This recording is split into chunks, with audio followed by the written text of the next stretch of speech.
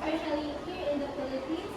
And to protect users and data, we to protect users and data, there are specific process and guidelines that organizations must follow. So, this is the common safety issues here in the Philippines, not only in the Philippines, but international. First one is cyberbullying. Does any one of you experience cyberbullying? Yes? Yes. Go. Ano, share your experience. Share your experience.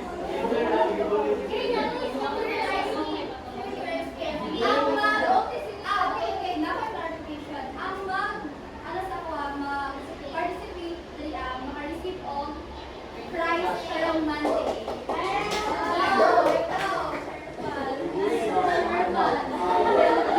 I don't know if we're not consider that is cyberbullying, but we went way back 2023, I guess. Yes. Way back 2023 when the election time. Kailangan ka ng uyot o SK. Then nakamay kalaban. Then nakamay kalaban niya ka ng dili ko harap-harapan mo ko.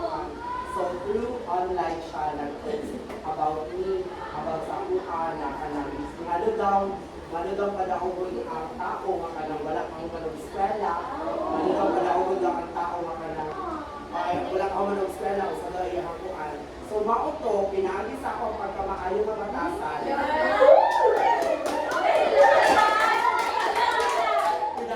Pinagis ako pagkamaayo nga batasan nila kita sa mga tao. So therefore, wala ako sa pag-self na let my victory be the answer sa iyo.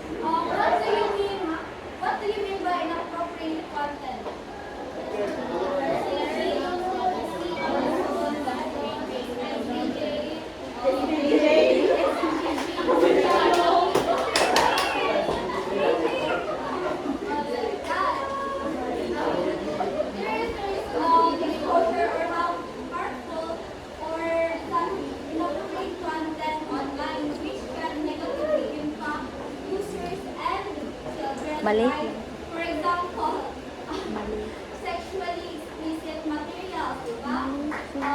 Violence, false or misleading information, or hurtful, offensive materials. Third is health issues. What do you mean by health issues? Diba? Common na mga ibang examples.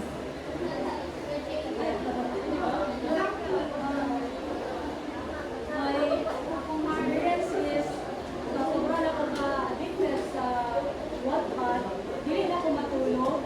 And sige na ko babasa ang cellphone, sigbasa ang silikit na kayo, basa Japon. Remember ko, 1 hour na kong tulog pa ko, nangatulog ako na natulog ko. Simula na ako mata.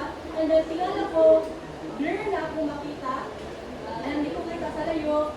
Photo, nagpacheck ako sa mata, face, uwa, dili ako mata ni ko. Glasses, Saday! Ana, oh!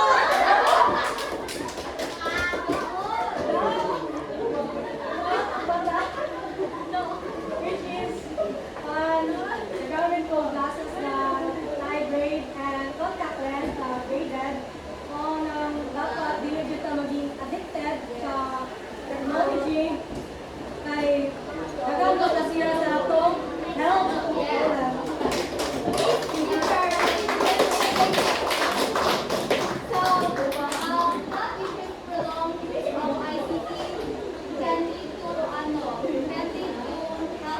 Lab, lovely. Lovely. For posters and mental health issues due to excessive screen Yung time. cellphone ba? Nagkarat-karat na. Init tayo. Yung mata sa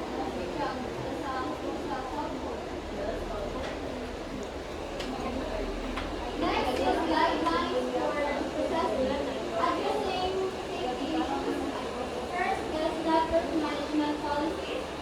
Establishing clear policies for network management, including password management, mobile device usage, and camera use help improve the IT environment. Second one, review. Importance of regularly assessing and updating. Schools and organizations regularly review their IT systems, ensure compliance with law and safety standards, and to address any emergencies. Next is Procedure for ensuring safety. number one is incident response protocols. Do you know what incident response protocols? Wala, sorry. Incident response protocol develop procedures to ensure for reporting and managing ICT-related incidents such as data breaches or cyber attacks. Second is access control. Are you familiar with access control? Yeah. Okay, so define roles for granting and revoking access to ICT system to ensure only authorized users can only access sensitive information. And lastly, monitoring and auditing. Monitoring and auditing regularly monitor ICT systems to for compliance with policies and conduct to identify potential vulnerabilities. So, in conclusion, addressing safety issues in ICT policies is vital